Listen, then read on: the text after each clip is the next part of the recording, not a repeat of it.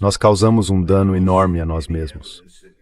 Não vejo nenhuma evidência de que qualquer coisa que façamos agora contra o Irã vá ser boa para os Estados Unidos, para o povo americano e para nossos interesses estratégicos de longo prazo. Mas eu não acho que exista forever estratégia de longo prazo. Acho que nunca tivemos uma estratégia de longo prazo. A única que podemos apontar nos últimos anos é, obviamente, a política de contenção das últimas décadas. E ela foi deixada de lado. Então esta é uma operação muito míope, com interesses de curtíssimo prazo, o interesse de aniquilar o Irã, fazê-lo se render, por assim dizer, a Donald Trump. Boa sorte.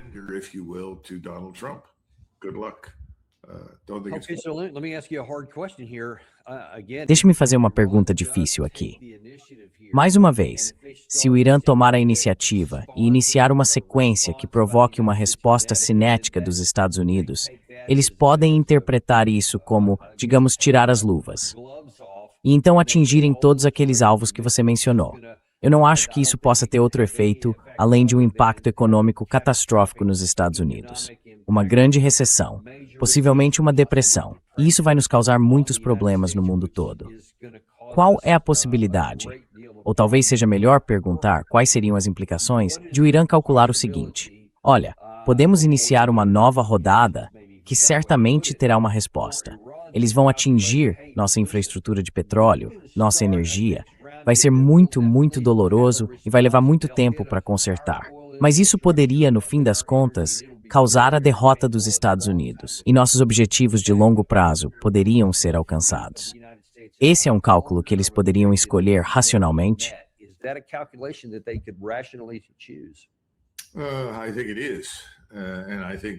Acho que sim. E acho que você está falando de danos à região do Golfo Pérsico e à sua infraestrutura, cuja recuperação exigiria pelo menos 10 anos. Então estamos falando de uma depressão global, sem dúvida. E acho que neste momento também estamos bem encaminhados nessa direção. Uma coisa que é meio interessante de observar é o Scott Bessent. Ele é muito sensível ao mercado de títulos. Agora estamos bem acima de 5% nos títulos de 30 anos. Essa última venda de títulos foi enormemente cara para nós. Estamos em muitos problemas financeiros, e Scott Bessent está usando todos os truques e ilusões imagináveis que tem na manga para, de certa forma, adiar o colapso financeiro inevitável, que, na minha opinião, está por vir. Eu sempre observo isso porque tenho grande confiança no que Jeffrey Gundlach, Luke Gromen e outros dizem. Também observo essa barreira dos 5% nos títulos de 10 anos.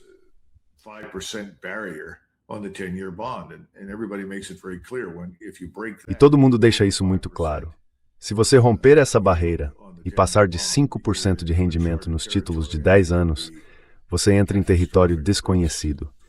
E isso pode ser catastrófico para nós. Sim, este é o fim do sistema do petrodólar, que francamente acho que nesta altura já está morto de qualquer forma. Era um sistema que simplesmente reciclava dólares do Golfo Pérsico de volta para os Estados Unidos. Isso acabou. Você não encontra ninguém que queira investir na nossa dívida. Nós meio que adiamos o colapso no Japão, e ao fazer isso prejudicamos o euro, porque usamos o euro. Claro, como um banqueiro me disse outro dia na Europa, quem estamos tentando enganar? O euro e o dólar são a mesma coisa, é tudo dólar. Eu disse certo. Acho que estamos neste momento numa situação financeira muito frágil. Então deixa eu te perguntar uma coisa. Acho que não sei qual dos dois quebra primeiro, Dan. Quebra primeiro aqui em casa financeiramente?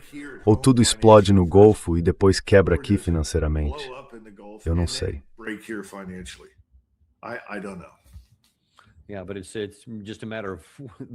Mas talvez seja apenas uma questão de sequência, não de se isso vai acontecer ou não. Caso isso aconteça, vamos colocar isso no contexto do mundo para o qual estamos caminhando. Então, ao que tudo indica, vai haver um massacre em novembro. Faltam agora menos de 90 dias para isso.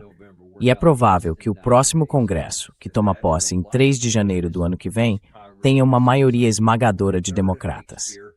É possível até que o Senado também fique democrata.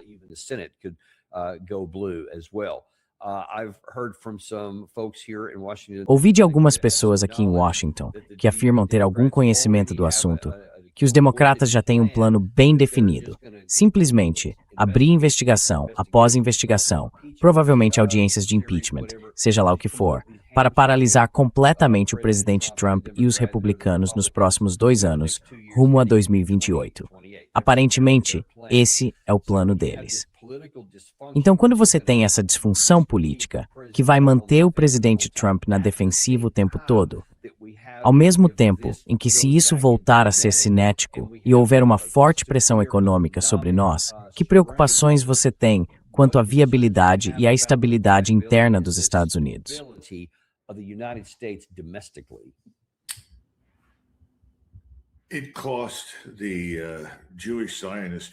A estrutura de poder sionista judaica nos Estados Unidos gastou uma estimativa de 37 milhões de dólares para tirar Thomas Massie do cargo. Agora, quanto vai custar para que eles mantenham o controle de cadeiras suficientes na Câmara e no Senado para impedir a destituição de Donald Trump?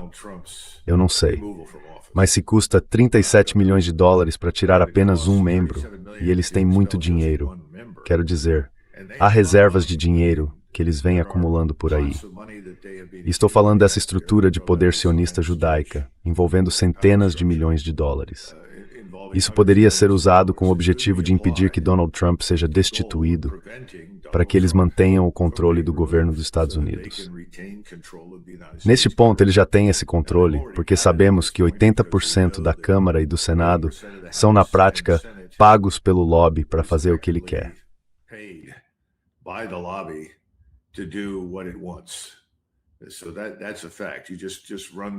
Então isso é um fato. Basta analisar, olhar as quantias de dinheiro que entram ali, e é impressionante. Às vezes é muito dinheiro e às vezes não é tanto assim.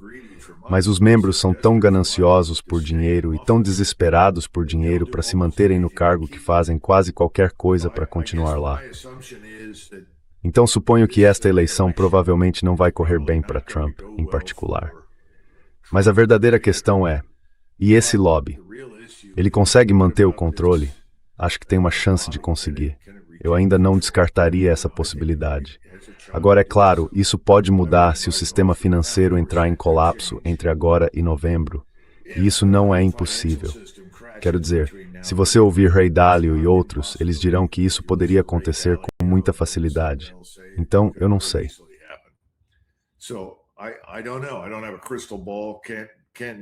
Não tenho uma bola de cristal. Não dá para saber com precisão quando esse tipo de coisa acontece, mas poderia acontecer. Agora, quando se fala em tranquilidade doméstica, lembrem-se de que temos mais de 50 milhões de pessoas nos Estados Unidos nesse momento que não nasceram aqui. Quantas delas estão ilegalmente no país? Quantas estão legalmente? Não sei qual é a divisão exata, mas normalmente os números que você recebe do governo federal, dependendo da administração, são mentiras. Não são verdadeiros. Então acho que temos dezenas de milhões de imigrantes ilegais no país. O que a maioria deles vai fazer? Acho que depende. Também depende das pessoas que têm cidadania dos Estados Unidos. Mas, francamente, elas são americanas só nominalmente. Quer dizer, elas ficam ali e dizem, sou americano.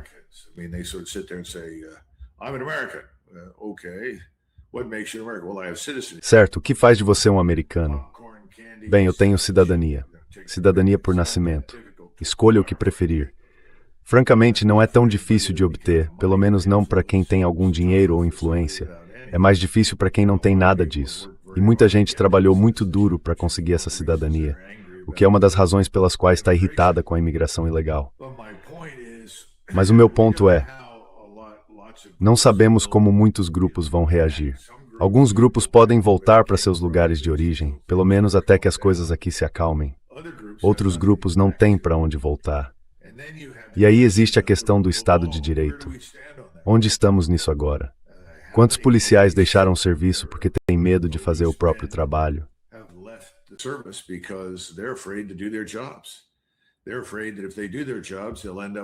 Eles têm medo de que, se fizerem o trabalho deles, acabem diante de um juiz. E esse juiz vai castigá-los e, no fim, crucificá-los e colocá-los na cadeia, quando o que fizeram foi simplesmente o trabalho deles. Como é que se consertam essas coisas? Lembrem-se, se voltarmos a 2016, essas eram as coisas que Donald Trump foi eleito para fazer. Não deu muito certo para ele, porque no primeiro mandato ele não sabia o que estava fazendo. Depois, havia a esperança de que se conseguisse um segundo mandato, ou nesse caso, um mandato depois de Biden, talvez tivesse aprendido alguma coisa e acertasse alguma coisa. Mas descobrimos desta vez que ele nem está no controle, ele não governa.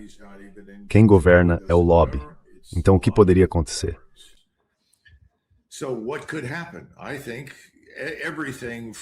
Acho que podemos ver desde uma desintegração social completa, uma desintegração da sociedade em meio ao caos, até uma agitação moderada em todas as grandes cidades do país.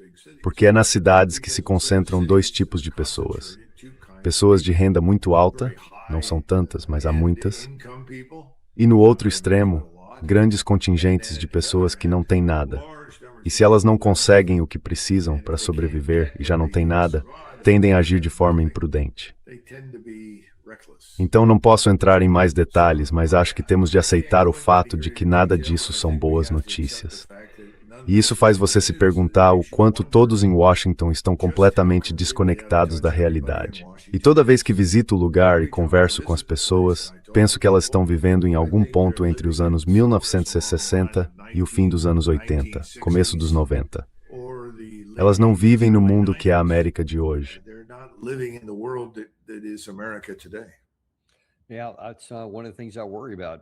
Sim, essa é uma das coisas que me preocupa.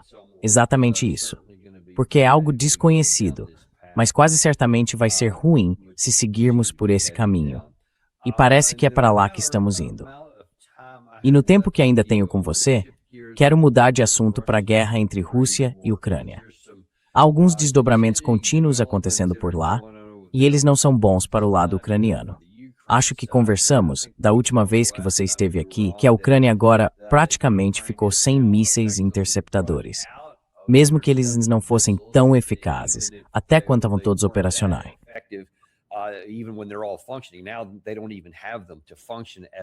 Agora, eles nem sequer têm isso para funcionar, o que significa que os céus estão totalmente abertos para qualquer coisa que a Rússia queira fazer.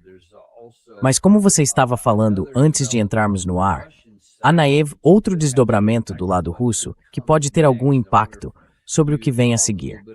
Eu queria que você falasse um pouco sobre esse comentário de que Gerasimov, o chefe do Estado-Maior deles, está chegando ao fim do que eu acho já era um mandato estendido. Não vai continuar. Será que poderia substituí-lo por alguém com uma mentalidade diferente?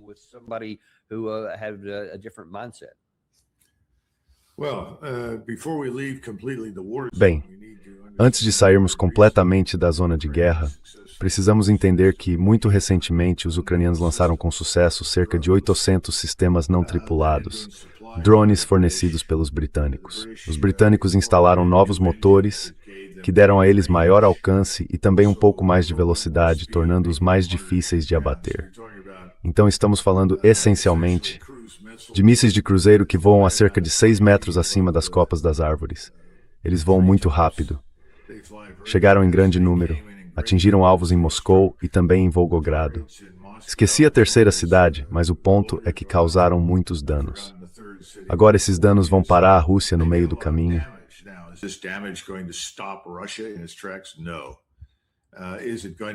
Não. Isso vai tornar a vida do russo médio mais difícil? Na verdade, não. Mas foi um evento muito perturbador, porque estamos falando de um grande número dessas armas atravessando as defesas aéreas, simplesmente porque os radares não conseguiam detectá-las. E quando conseguiam detectá-las, já era tarde demais, elas já tinham passado. Mas lembre-se, essas coisas vieram em grande parte da Grã-Bretanha.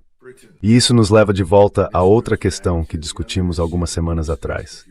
Quanto tempo mais os russos vão esperar antes de agir diretamente contra os britânicos e outros estados da OTAN que estão fornecendo ativamente esse material aos ucranianos?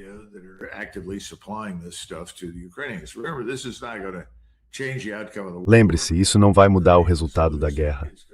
A Ucrânia está perdendo e vai continuar perdendo. Ela será devastada. Na verdade, cada vez mais pessoas que analisam isso, e as poucas pessoas que restam na Ucrânia, menos da metade das que havia lá no início, eu me pergunto se ainda vai existir uma Ucrânia no mapa. Esse é outro assunto, mas acho que temos que levar isso em consideração. No terreno, vemos avanços dramáticos em direção a Zaporizhia. Vemos a ponte em Zaporizhia, que me dizem continua estruturalmente sólida, mas foi pelo menos parcialmente destruída.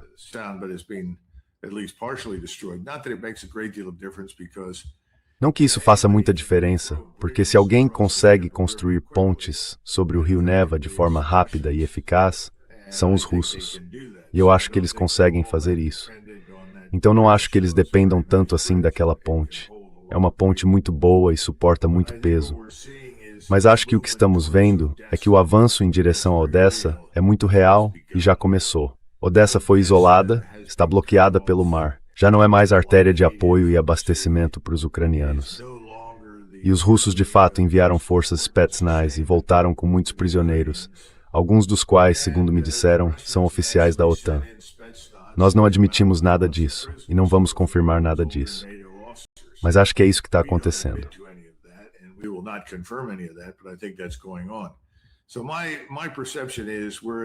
Então, minha percepção é que estamos no começo do fim para Odessa e estamos vendo movimentos dramáticos no sul. Sei que os russos estão nos arredores de Kharkov. Quando pretendem apertar o gatilho, ninguém sabe.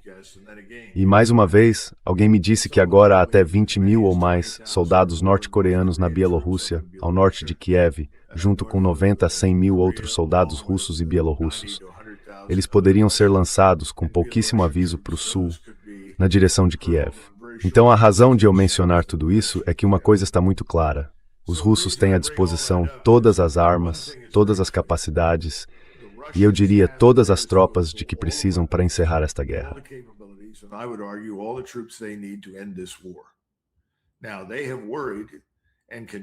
Agora eles se preocuparam e continuam se preocupando com uma guerra com a Europa. Quer dizer, se você for até lá, todo mundo com quem eu falo e que volta da Rússia diz a mesma coisa.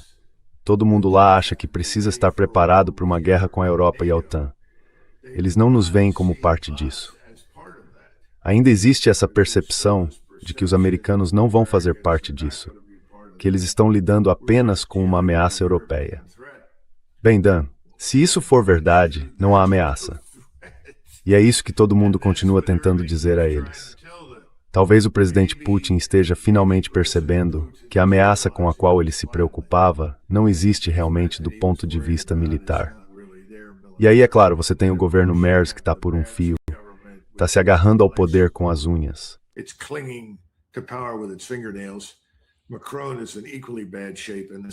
Macron está em uma situação igualmente ruim. E a situação na Grã-Bretanha é mais do que explosiva. E se você conseguir trazer David Betts para falar com você sobre as condições dentro da Grã-Bretanha, em meio à agitação civil e à rebelião aberta, por favor, traga-o. Porque o trabalho dele é, sem dúvida, um dos melhores que já vi em qualquer lugar sobre a questão geral do que as sociedades fazem. E todos naquela parte do mundo já estão fartos de milhões de jovens do norte da África e do Oriente Médio entrando no país, estuprando, saqueando, cometendo crimes. Isso é inaceitável. Eles querem que eles saiam. E acho que se você combinar isso com os danos econômicos, é uma receita para a destruição. Agora, sobre o seu último ponto, Gerasimov recebeu uma extensão de 5 anos, 5 anos atrás.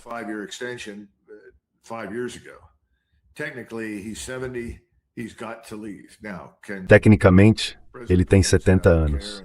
Ele precisa sair.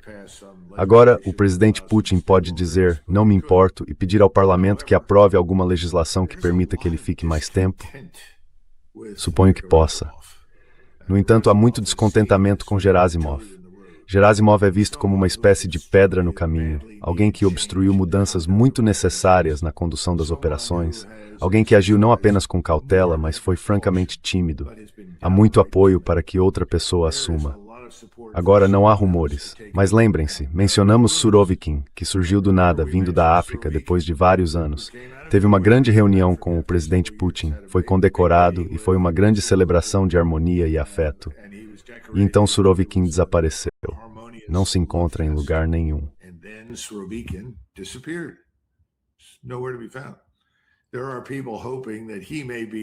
Há pessoas torcendo para que ele seja o chefe de gabinete misterioso que surge do nada, porque todo mundo sabe que ele é muito mais agressivo e está absolutamente determinado a acabar com esta guerra o mais rápido possível. Gerasimov também prendeu pelo menos um major-general que teve a audácia de enfrentá-lo, contradizê-lo e criticar a forma como ele conduz as coisas. E Gerasimov o colocou na prisão. E para a vergonha de Putin, segundo muitas pessoas, Putin deixou esse homem definhando lá. Isso pode mudar. Não sei. A Rússia é um lugar onde, e acho que é o Jim Jatras, que você já recebeu no seu programa, ele me diz o tempo todo. A Rússia é um lugar onde aquilo que você espera nunca acontece, e aquilo que você jamais esperaria acontece. Então isso deveria preparar todos nós para sermos profetas fracassados.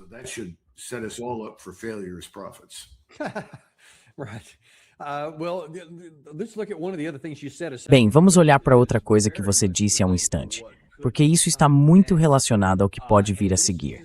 E isso é só uma suposição, que eu também ouvi de várias fontes russas. Elas acreditam que, se houver uma invocação do artigo 5, porque a Rússia atacar algum lugar na Alemanha, no Reino Unido e assim por diante, os Estados Unidos não vão entrar no conflito. Vão conversar, talvez protestar, ajudar de alguma forma, com armas ou munição, mas não vermlutar Itselwapt. Porque met é cruzada.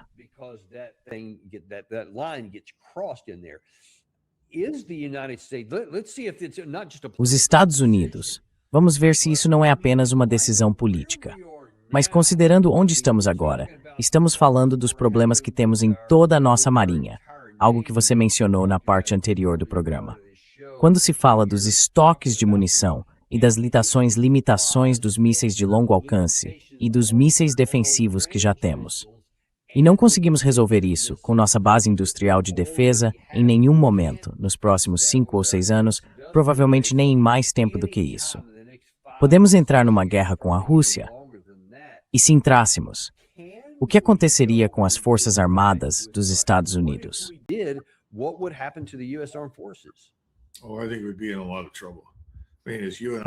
Acho que estaríamos em sérios apuros. Quer dizer, como você e eu sabemos, para todos os efeitos, não temos exército. O exército é uma sombra do que já foi. Não tem nenhuma reserva de força. Quanto ao nível de treinamento e a capacidade, eu não gostaria de arriscar um palpite. Ouço relatos muito divergentes das pessoas que estão lá dentro, então simplesmente não sei. Mas quando você fala em 400 mil, digamos, 450 mil homens, só uns 125 mil a 130 mil realmente conseguem lutar e ser mobilizados para isso. You get about 125 to 130,000 that can actually fight and deploy the fight. Depois, quando você começa a analisar as estruturas de apoio necessárias, grande parte disso precisa ser mobilizada e transportada para o teatro de operações. Neste caso, seria a Europa Oriental, e estaria nas reservas ou na Guarda Nacional. Não acho que isso vá acontecer. Aliás, o presidente Trump acabou de expressar sua irritação com a Coreia do Sul. E, por causa da relutância da Coreia do Sul em acompanhar o que ele quer fazer no Golfo Pérsico, e em algumas outras questões, ele decidiu cancelar um exercício conjunto envolvendo as Forças Armadas dos Estados Unidos e os coreanos. Agora, parte disso é em terra.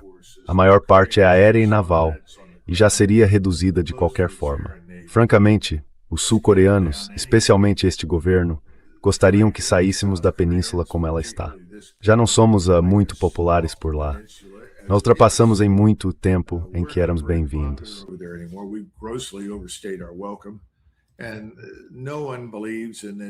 E ninguém acredita nessa ameaça iminente da Coreia do Norte, porque os chineses não vão permitir isso. Não acho que os russos deixariam isso acontecer, porque os chineses não vão deixar. Lembrem-se, quando se trata de decisões na Ásia, a Rússia sempre vai se submeter a Pequim. E Pequim não quer ter nada a ver com uma guerra iniciada pela Coreia do Norte. Então Trump age rotineiramente com base na emoção e ataca da maneira que puder. Você não me apoia. Você não fez nada por mim quando eu queria que fizesse alguma coisa. Então, que se dane você. Eu sei que ele dá a tratados, alianças e obrigações legais a mesma atenção que dá a isso. Por fim, continuo sustentando que Donald Trump vai resistir ao emprego ou uso de qualquer arma nuclear. E isso se baseia no que vi nele no passado e nas declarações que ele fez ao longo dos últimos anos. over the last several years. I don't think he'll buy into the tactic. Não acho que ele vá aceitar a ideia de usar uma arma nuclear tática. Posso estar errado.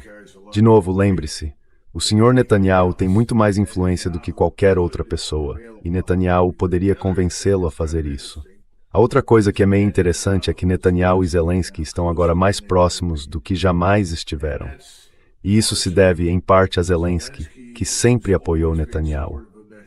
Mas também ao desejo dele de transformar isso na maior guerra que puder, porque na cabeça dele essa é a única chance de sucesso e sobrevivência. Acho isso delirante, mas acredito que é o que ele tem em mente. Mas precisamos olhar para essas guerras cada vez mais como conflitos que estão se fundindo, como falamos antes. Então, por essa perspectiva, Dan, não temos a menor condição de lutar em duas ao mesmo tempo. Mal conseguimos lutar em uma. We're barely able to fight one. E quanto à doutrina? Quer dizer, obviamente, desde 1997 você argumentava que precisamos reorganizar e reformar até a forma como lutamos e com o que lutamos e tudo mais. Teria sido ótimo se tivéssemos feito isso até agora, mas na prática, quase não fizemos mudança nenhuma desde o seu livro de 1997. E estamos meio que tentando lutar, não sei, a Segunda Guerra Mundial ou a tempestade no deserto melhor do que antes. Mas pouca coisa muda. Mas vamos voltar a isso. Esmamos extende exensat alguns drones assim. Talvez mais alguns mísseis, tuebi denem, etsimtanda. Mas mesmo da nadoch.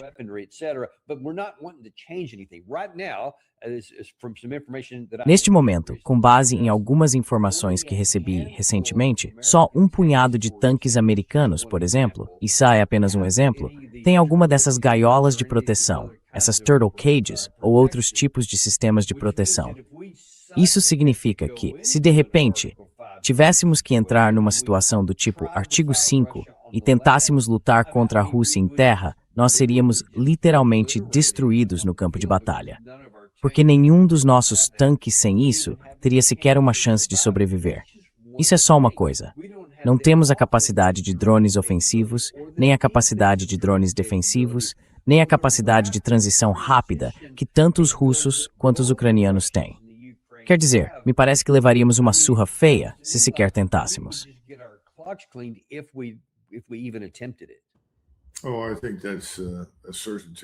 Acho que isso é uma certeza. Historicamente, dependemos muito da supremacia aérea. Essa é outra questão que precisa ser colocada em dúvida. Porque, sei lá, entre 25% e 30% de todos os drones Reaper que voam a 25, 30 mil pés, quando necessário, foram abatidos e perdidos sobre o Golfo. Também perdemos aeronaves. Não perdemos aeronaves em muitos conflitos, desde realmente a Guerra da Coreia. Então, acho que fazer isso seria uma estupidez catastrófica. Mas lembre-se de outra coisa. Quando reorganizei a força, também a vinculei a uma estratégia implícita, baseada na abordagem britânica antes de 1914. E a abordagem adotada pelos britânicos antes de 1914 era: não confronte potências continentais nos termos delas, porque você vai perder. Porque sua força principal está no setor aeroespacial. Naqueles tempos,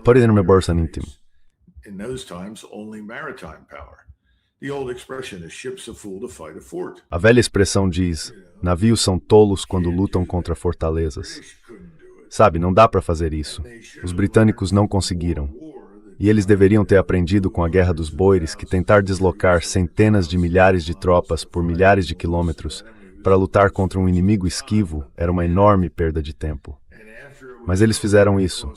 E depois que tudo terminou, isso lhes custou quantias enormes de dinheiro e os deixou endividados.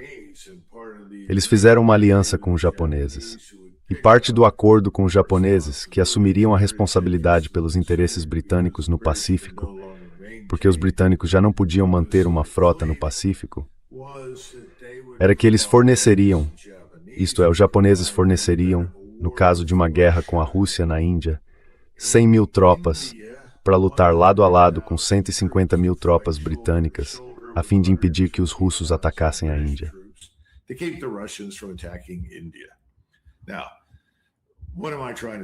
Agora, O que estou tentando dizer? Em outras palavras, havia algum pensamento estratégico por trás da conduta britânica até 1914. Em 1914, eles fizeram o que nós fizemos. Entraram numa guerra que não precisavam travar contra um país que nunca tinha sido inimigo deles, chamado Alemanha. Nenhum soldado alemão tinha lutado contra um soldado britânico desde antes da Guerra dos 7 Anos. Quer dizer, desde ainda antes disso. Não havia motivo, mas eles fizeram isso. Não havia motivo para nós precipitarmos esta guerra com o Irã, mas fizemos. Não havia motivo para entrar no Vietnã. Quantos vietnamitas remaram até lá em sampans para atacar São Francisco? Não muitos. Por que voltamos a entrar no Iraque?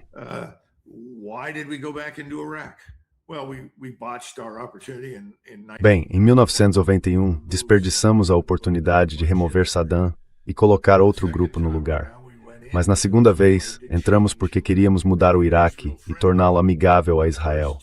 Queríamos o primeiro governo democraticamente eleito no mundo árabe que fosse amigável aos Estados Unidos, a Israel e assim por diante. É tudo absurdo. Ainda estamos envolvidos em absurdos, tentando alcançar ou atingir o inatingível. Deus nos livre de tentarmos entrar em Cuba. Fomos lá 3 vezes no começo do século XX e isso deu muito errado. Nós chegamos a escrever a Constituição deles. Supervisionamos eleições 3 vezes, em 3 invasões. Precisamos sair desse negócio de uma vez por todas. E francamente, Trump não pensa tanto em termos dessa coisa que chamamos de ordem internacional liberal, que é um desastre, porque gira todo em torno de construção de nações e estupidez desse tipo.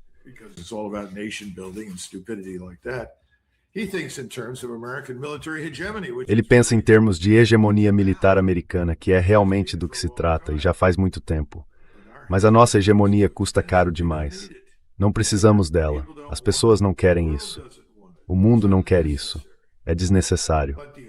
Mas o argumento é sempre o mesmo. Se não fizermos isso, o mundo inteiro vai desmoronar. Os russos vão avançar por cima de tudo. Vão estar sentados às margens do rio Tamisa, pescando peixes mortos no Tamisa. E os chineses estarão em algum lugar ali na região de Singapura. Bem, eles já estão lá. É chinês, nós sabemos. Mas sabe, o exército chinês vai marchar de volta para o Sudeste Asiático. Vai atacar, descendo a península. É tudo besteira. Isso precisa acabar. Precisamos sair desse negócio de uma vez por todas. Esta pode ser a gota d'água que finalmente vai quebrar as costas do camelo. Sim, Essa questão chamada Irã. E acho que você tem razão. E não vejo como ele evita outro choque. e cara, você também vem alertando há tantos anos que quando chegássemos a este ponto, quer dizer, especialmente nos últimos 20 anos em que nos conhecemos, você vive dizendo que um dia vamos entrar em uma dessas guerras. Ela vai nos levar à falência e depois vai causar a perda do império. E eu temo que estejamos bem à beira disso. E espero que não tenhamos que provar que você estava certo nessa questão. Bem, não precisamos do império. Nunca precisamos. Nós já somos um império aqui mesmo, na América do Norte. E é nisso que precisamos nos concentrar.